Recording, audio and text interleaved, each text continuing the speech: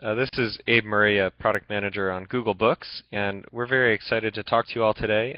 Thank you to Catherine and O'Reilly for having us here, and hopefully we can share something interesting and answer some great questions. Chris? Hi all, this is Chris Palma. I'm the Strategic Partner Development Manager at Google Books. And just to contrast that, I work with publishers directly to bring them into our various publisher-facing programs. And Abe is the head product manager for specifically the Google eBooks product. What I thought might be interesting, and I apologize in advance if some publishers on the line will find this to be a review, but I think it's important to recognize that the Google eBooks program is really part of an organic whole that starts with the Google Books search and discovery through the partner program and preview experience, where we're able to market your books through Google and ultimately sell your books either through a retail site for print books or now, excitingly, through Google Editions. So it's important as we talk through Google Editions to understand that we're really talking about facilitating content discovery, which drives a book browse experience, which we've understood to be the way people buy books for about 150 years. And then ultimately, through that browse experience, they can now buy both a print and an e-book.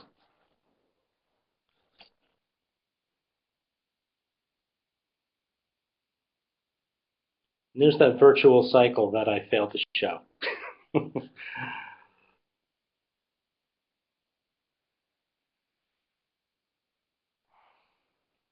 So today, the vast majority of traffic to books, lo and behold, comes through Google Web Search. And that's why we actually index every word of every book that's submitted by publishers into the partner program. So when people are doing a search for rich information on Google, we can point them, when appropriate, to an actual book.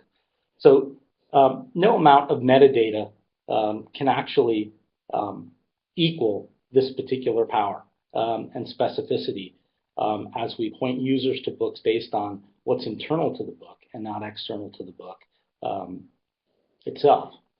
This is why the vast majority of traffic we see to publisher books in Google Book Search is via web search today.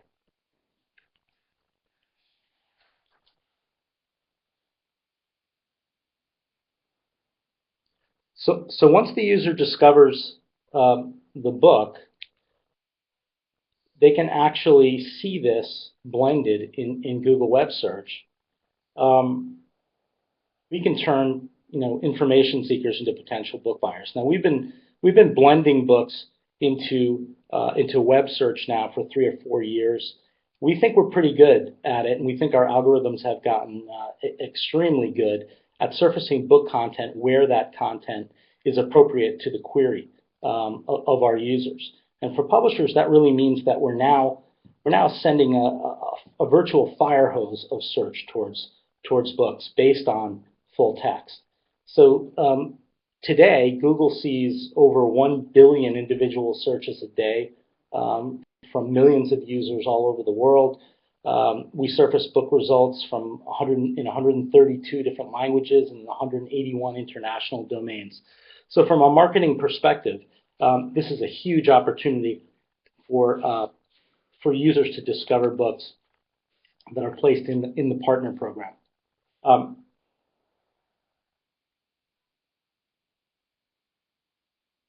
So once a user discovers the book that they want to preview, they're taken directly from that link on Google Books to a preview page. And so far here, we're really talking about print books being marketed through the Google Books partner program. So once they discover the book, they can actually come to a preview page. The publisher can decide what percentage of the book will be previewable. And we not only show them kind of a browse experience throughout the book based on the user preferences, but we also point them to rich book info on our metadata pages, and also point them to places where they can actually buy a physical book. So we'll point to the publisher's website if they so desire and they want to sell books, or top retailers in any particular region of the world based on that preview. And of course, we provide multiple places where publisher branding is found, and links to the publisher websites can be found.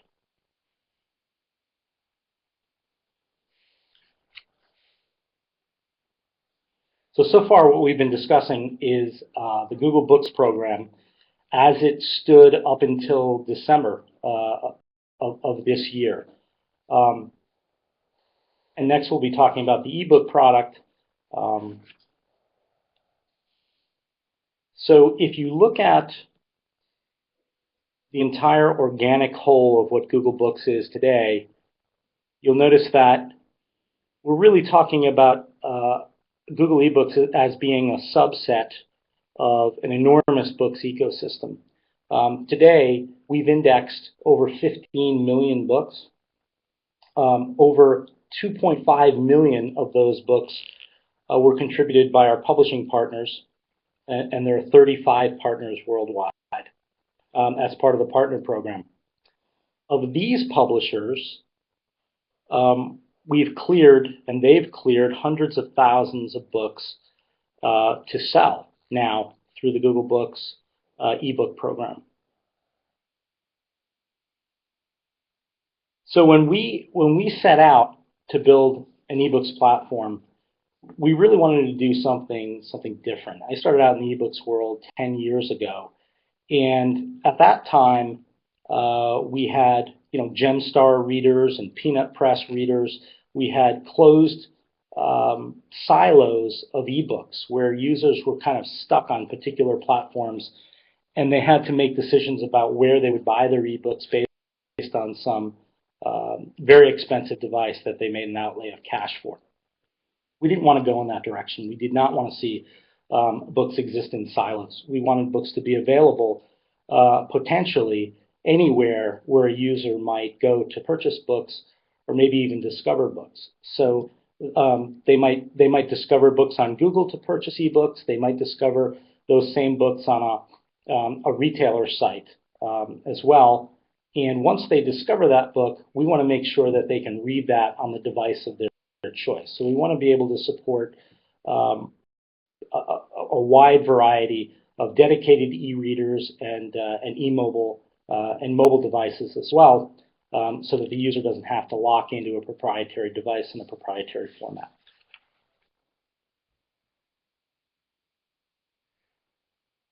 So today, if you wanted to purchase a Google eBook, you could actually discover and purchase that book both from Google's own eBook store, and you could be directed to that book from a Google web search, or you could buy that book directly from, say, Powell's Books or Libris, or any number of independent bookstores who we support today. We support over 180 bookstores together, and those bookstores support the Google eBook platform. So you can actually purchase those books on a wide variety of retail platforms and read those on a wide variety of devices, which Abe will talk about. But the idea is that you'd actually purchase those books from a multitude of retailers that would all point to one particular library.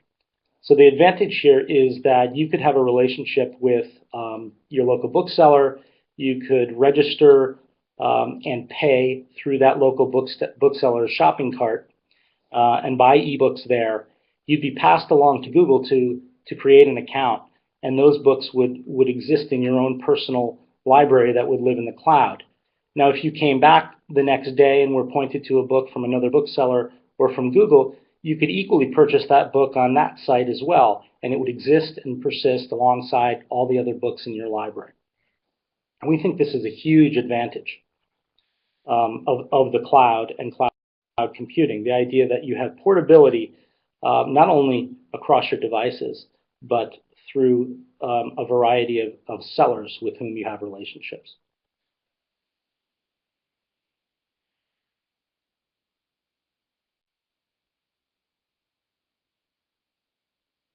So when you actually come upon a book, whether it's via a retail site or via Google, you actually can view that book exactly the way it would appear if you owned it.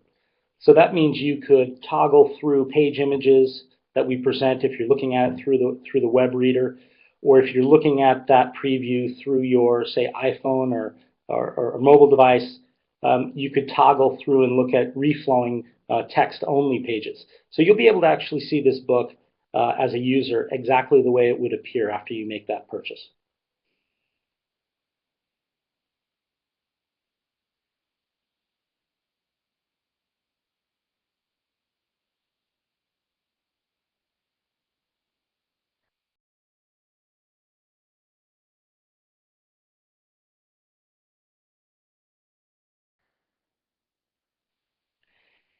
And again, the important thing to note from this point of view is that while we may sell through a variety of sellers, they're not hosted content. It is controlled through Google. So much like a user would set up an account for Gmail, that same is used to their eBooks.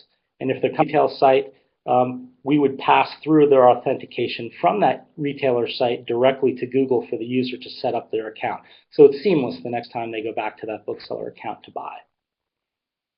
And our own Google checkout actually handles the payments via the user and acts as the go-between and makes the payments directly to the publisher as well. Okay, so now I'm going to turn it over to Abe to give you a deep dive now into the Google eBook Reader and the product itself. Abe? Hi again, folks. So Chris walked you all through the partner program and the discovery experiences and various purchase locations. And I'd just like to share more of the consumer side of it and talk to the platform and some points of differentiation. So, now that you've found your book, previewed it, and purchased it, the user's left with a number of reading options. So the bookshelf lives in the cloud. And, this is pretty powerful for Google, just like your Gmail can be accessed anywhere that you've got a web browser. Similarly, you can access your eBooks anywhere. So you sign in, and you can see your bookshelf, and you can read smartphone apps or web reader through retailer sites and on e-readers. So, we're helping users read in all these locations. And as you know, just to point out, to get content onto a smartphone, you need an EPUB. And Google is actually generating EPUBs when publishers are unable to provide us them. So we'll take a PDF and generate EPUBs through our conversion process. We'll sell through retailers, so giving a lot of distribution beyond just our own direct efforts. And so the user's library is everywhere they go. At work, you might want to read on your laptop during your lunch break. At play on the couch, you might have your iPad or an upcoming tablet. Anytime, anywhere, if you're standing in line, you've got your phone in your pocket, and you can jump between these devices.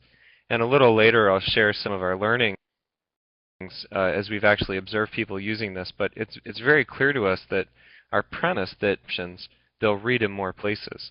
And that's fantastic for the book publishing industry.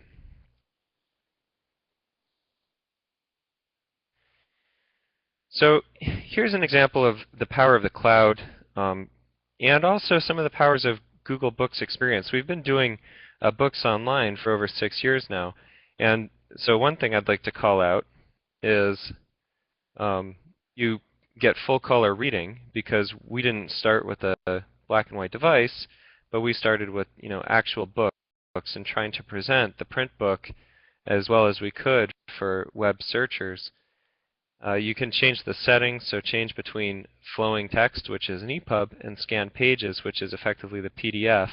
So a user can look at this cookbook on an EPUB. This will look nice on their phone, but they could also switch to the original pages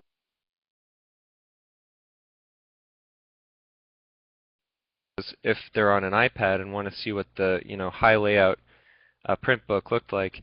We also use the original page numbers. Again, we started from print, and we think that users don't want to memorize some random, hugely successful user feature for something small, but users really appreciate meaningful page numbers. And so this is the other example. It's optimized for all devices. So here you have that same page, but now it's showing the original print layout. And you can see that this high design, even as EPUB progresses, it will be hard to do exactly this in an EPUB. So a publisher who's taken the time to generate a high design book like this will be able to allow their users to select whether they want to view this content or the flowing content.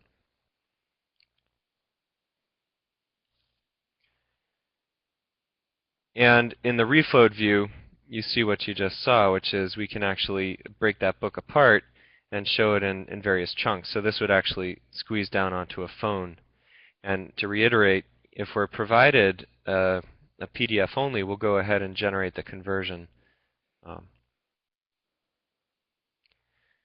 So we really believe that the cloud is the answer. This is what Google is about, and as we thought about how to make an eBooks product, this is what we've brought to the table.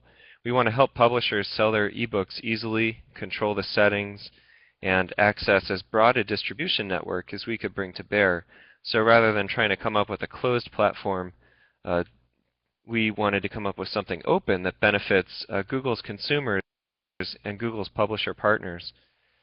For retailers, nobody else was helping them play in the ebook market. And we looked at that and thought that booksellers actually do a lot of work helping curate content, helping people find the book they want. And we didn't think it was right that small independent booksellers and booksellers without the ability to put together an ebook cloud would not be able to play in this market. And so that was a big part of our design, and we've been very excited by what we've seen out of our codes and stores. A lot of entrepreneurial activity that really proves that they're going to play at this game. And it's seamless. So any small independent bookstore can use Google eBooks content to present a great reading experience to their users. For readers, we thought that people wanted to be able to read their books wherever they were. Purchase wherever they want to purchase, whether it's from Google or from the bookstore that they've been buying from forever. And read on the go.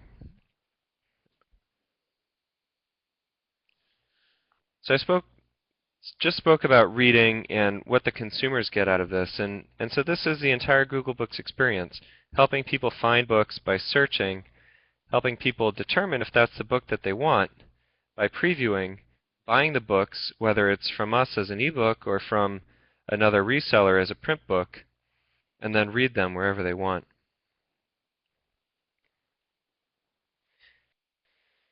So now I'd like to share what we've learned since launching our store a few months ago. And we're pretty excited about our progress to date. Users have found millions of books and read tens of millions of pages. This is just very impressive usage growth. We're ahead of plan, and we're very excited to see our users so engaged with the eBooks product.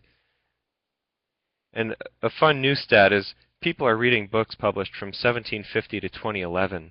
So Google went out to get all of the world's books, and I think we've proven that if you give people great readers and great reading experiences and a good discovery experience, they'll read all of those books. So reading everywhere, we've quickly broke 1 million app installations, and we're still going strong. People are reading on their mobile devices, whether it's Android, iPad, iPhone, as well as their e-readers and web browsers.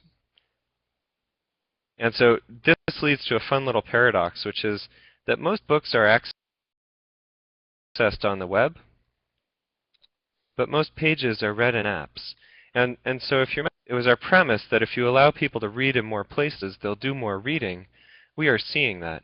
So people do like to read on their apps, particularly in an iPad, which is really a great book reader. That's where you can really plow through a lot of long-form content. But you don't always have that device on you. And people do have laptops on them, and they read their books there. And they've got their phones in their pockets, and they do read them when they're in line. So we see that the usage is all over the place throughout the day, and we've been very happy about that. A bit of a surprise, to me, frankly, is that many users are also downloading EPUBs. So the people with these early adopter e-ink devices, they're out there and they want to buy books from various retailers and from us, and they want to read those on their devices. And it's really shown us that there's a market for these. I think the price point coming down has really helped consumers jump back in on these e-ink readers. The ones that use the open Adobe DRM can also people like that. And so I think people like having one of these devices, and they really like that our service supports it. It's just another reading outlet. And so that goes to this next slide, which talks about what do we observe when we see how many devices do people have. So this chart excludes e-ink devices, and it excludes web readers. So this talks about how many mobile devices do people have, how many smartphones or tablets. You'll see most of our users have one device, but a decent minority have two devices, and a growing minority has three or more. And as us Googlers, as we call ourselves, think about it, we're all in that green slice. We have three or more, and in fact, as I often when I talk to publishers and spend time with you all, I see that you're also ahead of the curve.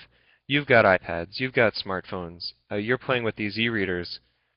And so we might think we're strange, but it's also the case that the rest of the market is following us. So nobody read email 10 or more years ago, but now everybody does. I think the same thing's going to happen with these devices. So people with 2 and 3 devices is going to grow. I just saw somebody add why I excluded e-ink devices. It was just a simplicity of measurement. As I said, many people are downloading EPUBs to their e-ink devices. It was just easier to cut this for the mobile devices. Let's see. So top subjects by volume. I shared these subjects at Digital Book World, and I made an attempt at humor, and I got it wrong, so I'll make sure not to repeat it. I said we were shocked to discover that romance was the top subject category.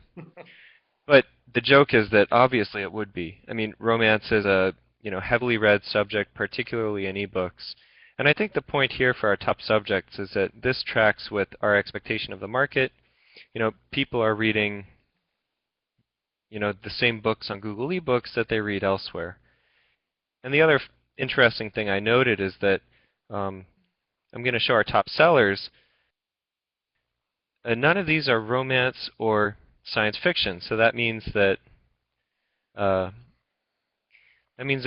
in those subjects, people are just reading much more prolifically across the backlist as opposed to jumping in behind a couple of best sellers. The point about top sellers is that, again, people are reading the same books in Google eBooks that they read elsewhere. But I did want to share an interesting story, which is certainly this is why we launched with a very strong front list coverage of head content, and we knew that our users would want it, and they've been enjoying reading it. But we also believe strongly in getting all of the world's books and making them as accessible to users as we can, and we see that when a user searches for something like avalanche shear stress on Google, they're able to find a book that answers that question, and that book is in copyright. And before, a user then had to figure out how to go get that book from a library or buy it from a print reseller, and if it's out of print, then they've got to find it used. Well, now they can buy that book as an ebook immediately and access the information that they need. So, we're very excited to see that long tail happening through our search and discovery funnel. Another fun fact is when we looked at the top cities who are buying and reading our ebooks versus the population, Seattle was number 2, even though its metro area population was, below Chicago, LA, Washington, D.C., Houston. So we were thinking maybe a local company there had decided to buy a lot of Google eBooks. And and then I also realized that we actually have a number of reseller partners in the city, so small independent bookstores. So maybe in Seattle they just like to buy local. It was also interesting to see that Denver, Houston, were kind of punching above their weight.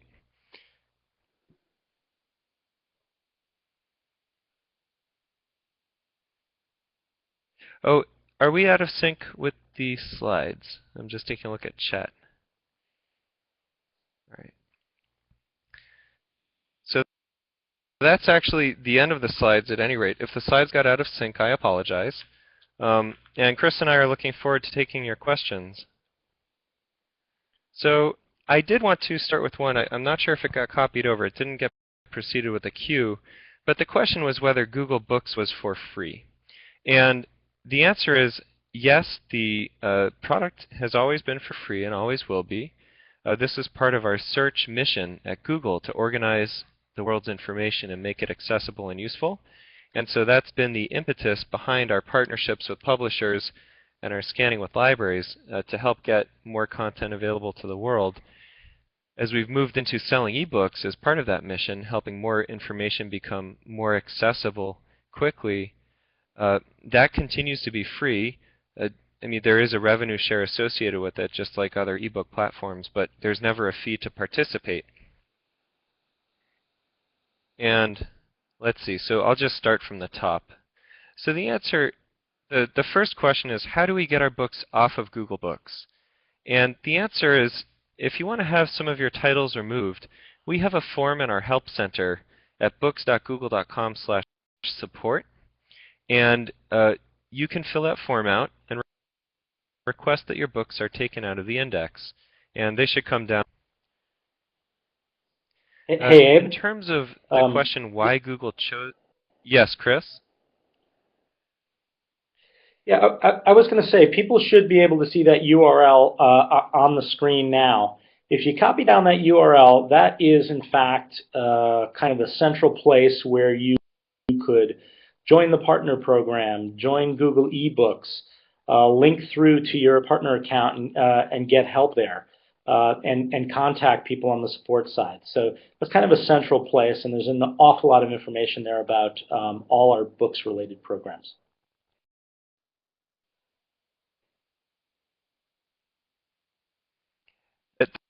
That's a good starting point. So in terms of why Google eBooks have DRM, the answer is that publishers require DRM to participate in this market, and so we wanted to support the publisher's right to choose how to present their content. Publishers can opt out of requiring DRM, so they can provide DRM-free content. We support that, and we'd love to see more of it, but we will work with our publisher partners to do what they need. We've also found that for the majority of our users and the majority of access, as I noted, people are reading their mobile applications, and their DRM isn't really a factor at all. You just sign in with your username and password, and you see your books and you can read them. For users who want to read on e-readers, they can download the files, and those are DRM'd if required by publishers. The second part of that question about whether Kindle will be supported, the answer is that Google eBooks are not supported by the Kindle at this time, but we do have an open platform, and we are always open to working with manufacturers and retailers who want to make Google eBooks available to their users. Chris, did you want to speak to the number of partners? Yeah, I know it's a pretty huge number, but there are 35,000 publishing partners. That includes, the smallest publisher with 2 or 3 books, up to the largest trade publishers in the world.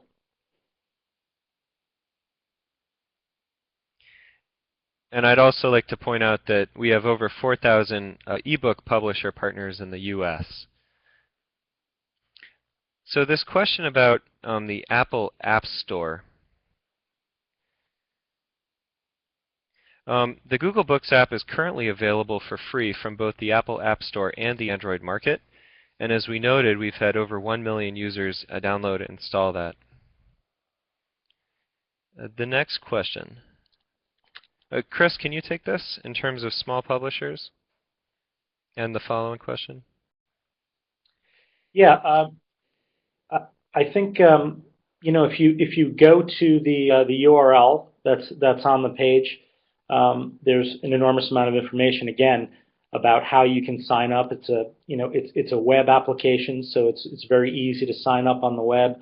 I will say if you want to include your books in both the Google Partner Program for search and discovery and Google eBooks, and they do go hand in hand, you can submit metadata and a PDF, or you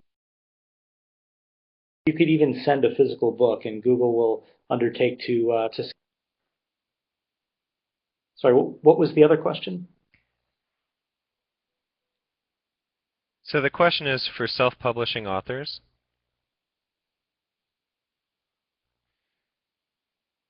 So Dan asked if what options were available for self-publishing authors, and curious on how this will tie into the iPad bookstore. So we will not sell through the iPad bookstore. If you think about it from the publisher's perspective, traditionally you've sold through a number of resellers, sometimes through distributors. Google expects that publishers will continue to sell through the ebook distributors and resellers. So Google is one of them, the iBookstore is another, Kindle is another, and Google, generally does not believe in exclusives. We want people to disseminate information as widely as possible and then compete with fantastic user experiences. So that's the answer there. In terms of self-publishing authors, as Chris noted, any author or publisher can go to our partner program and upload content. We also do work with self-publishing aggregators, such as Lulu and others. So if you are self-publishing through one of those aggregators, one of the services that they provide to their self-publishing authors is that they get their books into the various ebook programs. Okay, so Joe's question about the Kindle, I believe I've already answered.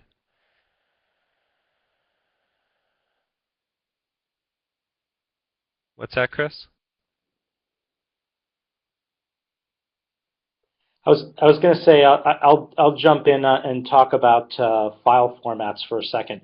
So I mentioned that you're actually not required to send us any particular file format. For a small publisher, it may be just easiest for you to send us a physical book. It will obviously take longer for that book to be live in the program, but we're willing to undertake that work to get that book into digital format.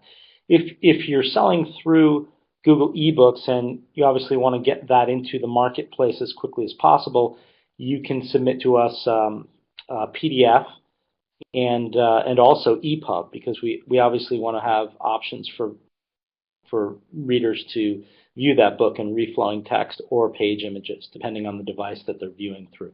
So we accept EPUB and we accept PDF as well. In some cases where a publisher doesn't have EPUB, we're willing to undertake conversion of the EPUB on our end for the exclusive use of Google and the Google eBooks program. And one question that scrolled up was asking about the Chrome app. And the answer is that the Chrome app is a link to our reading experience on the web. We will continue to improve that reading experience, and it will continue to improve, but it's not really a bookmark, but it's an easier way to access the Google eBook store from your Chrome app. In terms of a price list for EPUB conversions, the answer is that we will convert EPUBs for popular content that users are buying, and we'll convert it over time, so you can work with us there. In terms of when the Google eBook store will be available in Europe, we'll be working to expand internationally throughout the coming year. In terms of tools for reader interaction, comments, and reviews, We already do support reviews through our ebook store. And then comments and note-taking is a commonly requested user feature that we are working on, and it's going to be part of the next release. Oh, Colleen asked a tough question. Is Google working on any sort of Google eBooks business model for libraries to allow libraries to lend and manage checkouts of ebooks to patrons? Very interesting question. And to the extent that you're a publisher and you're interested in talking to us about this, I'm all ears. I would be interested in it. It's not clear that there is a model that publishers want to work with to make this happen. In terms of a consumer product, there are institutional products that work with libraries today. So it's something we're thinking about, but nothing solid to state there. Chris, would you like to speak about textbooks?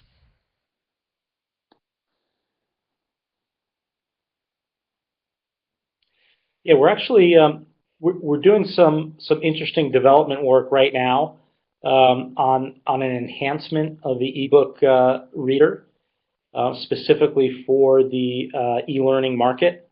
And I can't speak too much in too much detail about it right now, but I'll tell you that it's in the offing, and we're working directly with textbook publishers right now. And to follow up there, we already do have textbooks in the index, and as we continue to expand our content, we'll be bringing more and more in. We've traditionally seen that Google users are very interested in the science, technical, professional, higher ed content, and so that's something that we have already made available to them and want to make even more available. To answer Julie Morris's question about whether readers can preview the reflowable format, the answer is yes. So if you're in our ebook store today and you click sample, or you're in the iPad app and you click add sample to my ebooks, you'll be able to read the reflowable format there forward first, because users want to see the product that they're going to buy, the best product.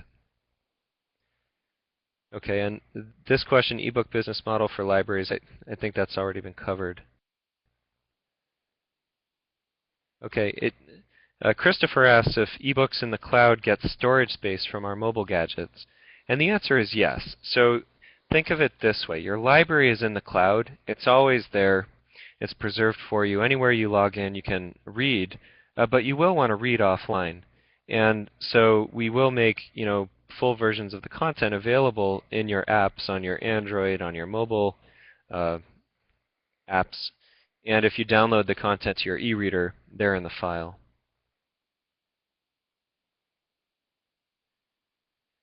In terms of Rick's question about not seeing a Google eBook reader in the App Store, I believe if you search for Google Books, it should pop up. We were at #1 for a while in the top free apps following launch, and are still in the top free apps list, so you can find it there.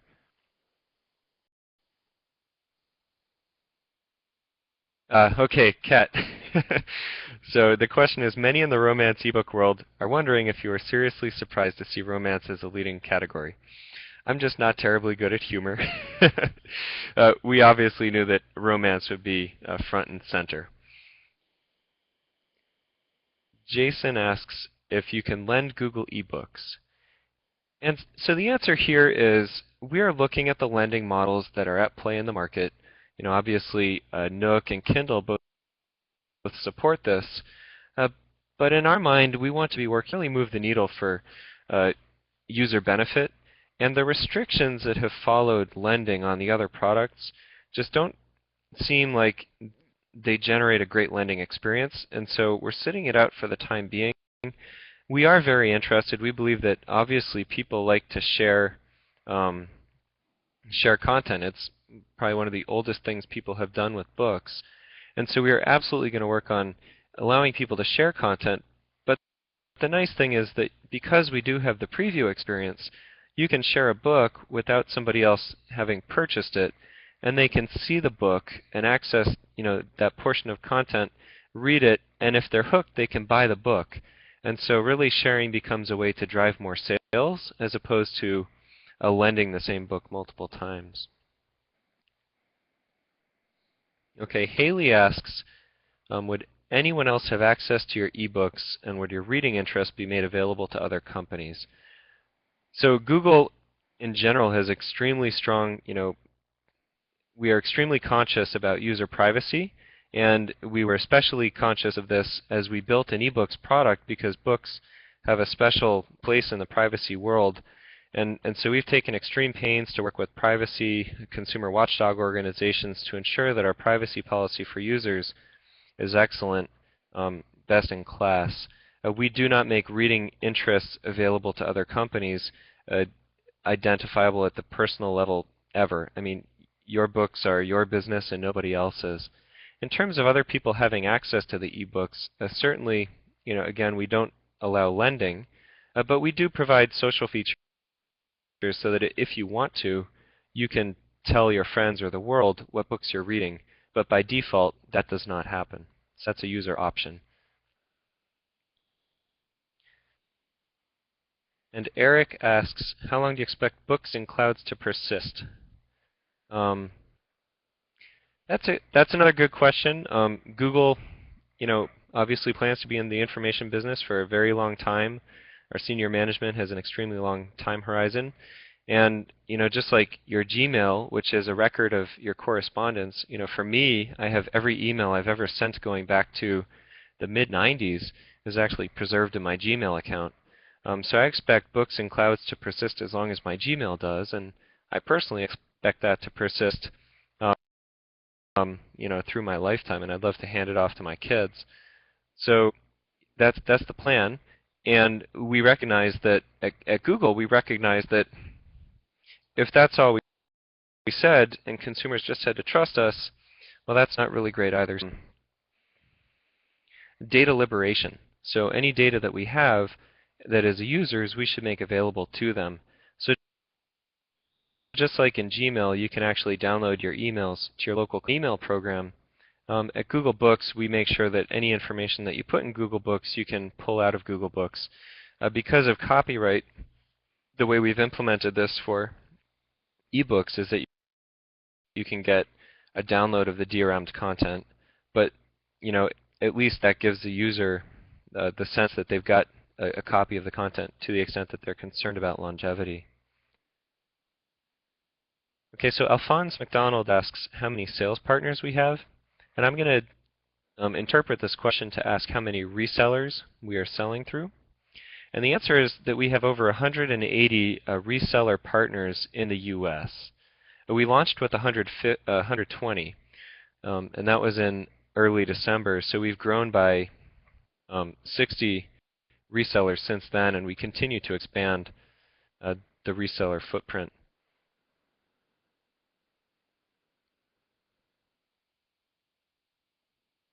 So how do we create ebooks? So in terms of a program or training available, this is actually, I don't believe that our partner center or support center helps users creating ebooks. We do allow you to upload PDFs and or EPUBs, but we don't have any tools that enable publishers to generate the PDFs or the content themselves. We will convert PDFs to EPUBs if there's sufficient user demand for the content. Hold on, I'm just seeing a question in the audience. So this one might have just been added to the bottom, but it's related to the longevity of ebooks. Will it be possible to upload our ebooks or PDFs to Google eBooks in order to have one integrated library in the cloud? That's another commonly requested user feature.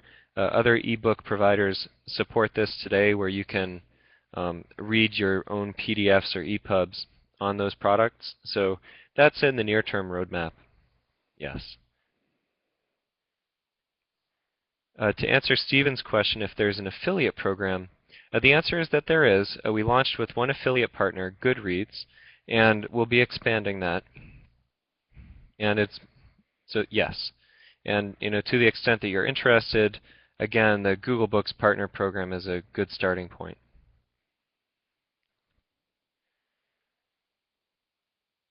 So we haven't disclosed how resellers are selling, but it is interesting to note that the top 10 markets that I shared in terms of sales, we have the highest number of retailers.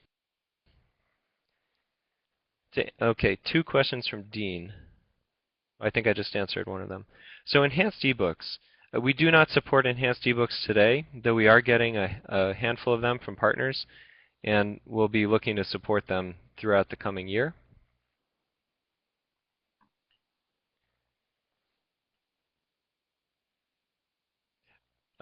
Chris, I'm going to pass the next couple questions on to you regarding the partner program. Okay, so Patrick Hogan asks, do publishers supply metadata? What are metadata sources used, or does Google create through algorithms? We don't create through algorithms per se. We have many sources of metadata that we pull in. There's some basic metadata when publishers want to sell ebooks that they supply, things like where they have territorial rights, what their pricing is, author title, ISBN, that sort of thing. But other metadata we are able to pull in ourselves. Do you have a solution for complex math? Today we use EPUB, obviously, which is not a great solution for complex math and some other complex composition on books. But thankfully, we have an option to provide page images, which of course do support the designed page. So for now, that's an excellent solution, and I know that the EPUB standards bodies are working to to improve that experience in EPUB all the time. Yeah, to follow up on that one, Chris, it's a nice feature for our users, and they've actually noticed this and taken advantage of it. To the extent that you're reading through a book and you're on a phone or an iPad where you actually want to read the flowing text, but the book perhaps doesn't translate perfectly to flowing text. If you hit a page or a section where you realize that I actually want to see what this looked like on the original printed page, you can easily flip back and forth between them, and we hold on to your page position, and our users take advantage of that today. So that's kind of a midterm answer. Longer term, we expect that EPUB will move to meet the needs of the full publishing body. And we recently acquired eBook Technologies Incorporated, which was a leader in this area, very involved with the EPUB spec, and so that should give a sense of how committed we are to being part of this. Let's see, if we embed metadata in our ebooks or XMP, will we reveal this? My guess is the answer is no. I'm curious how many people are embedding additional metadata in the books. In general, we love to get more metadata and more quality metadata. So I'll actually go have a look at the coverage of this. If sufficient folks are doing it, we'll use the data and share it and help it to make search better. So Rick asks why the iPad app is not in the Canadian store. So as I noted earlier, we'll be rolling out internationally through the rest of the coming year, and we'll be looking to launch local eBooks offerings. But we already do have public domain content worldwide through the library program. So it's our goal to, at a minimum, allow people to read free content as soon as we can. Okay, so John Williams asks, I found the form. I am the publisher's representative. Can I submit the form? I guess I'm not entirely sure the context. This might be in regards to how to. Yeah. Yeah, I'm assuming that that's via the support center and signing up for the program in general. And basically, if you're representing the publisher and you're sort of the de facto officer, you're in essence representing that you're the copyright holder, and you absolutely can submit the form. Okay, so while I'm actually talking, what policy we have on censoring. Oh, sure. Yeah, I was just gonna reiterate on the e-textbook side that our platform today actually supports e-textbooks because we have searchable pages, and we also have images where the user can actually read those normally complex pages that textbooks inherently have. So today we support textbooks through the standard Google eBooks program. Yep. So to follow up on Hearn's question regarding the policy on censoring or revoking content that has been purchased, um, so obviously our goal is to preserve users' access to content that they've purchased. So as long as the content is not illegal or has not been provided to them, without the appropriate copyright, we will always opt on the side of allowing users to continue to have access to their content. So the point is, we don't want to take content down from users. Now, there are situations such as the 1984 Kindle example where it turned out that Amazon did not have the rights to that content. So because of copyright law, any provider of ebooks will wind up in the same situation. But we've thought that through carefully, looking at what has happened already. And we'll do a couple of things. And one is that we would attempt to find, the content and get rights. And the other is that to the extent that a user had taken notes, even if we have to take content down, we'll preserve all of the user's information. So our goal is to opt on, obviously leaving content up for users. The other thing to note is that because we do provide an open download, of an EPUB and a DRM DPUB if required by publisher, users can get a copy of the book themselves offline, and regardless of what happens with rights determination further on, the user can always have that copy. To answer about the difference between resellers and affiliates, a reseller is a partner for whom Google is acting as a distributor. So we host the content, and we charge them wholesale prices, and they have a direct relationship with their customers, and they provide the search interface and the purchase experience. And then Google provides the library and the cloud. So we partner with them to provide the technology so that they can offer a seamless ebook product. An affiliate is somebody, say a blog or some other site that wants to talk about a book and refer traffic to us for purchase and get an affiliate cut. In those cases, Google controls the purchase experience. And I guess related to affiliates to Stephen, if we don't have information about our affiliate program on the partner site, it's because it is still new. We're still ramping it up. But that's a great point. We should make sure that our site does answer questions around that. I believe there's a Help Center response on how to proceed as an affiliate partner. You might need to dig a little. Okay, when will the custom embeddable Google search widgets be able to filter on just ebooks? So I actually don't know the answer to this question. A question about pricing.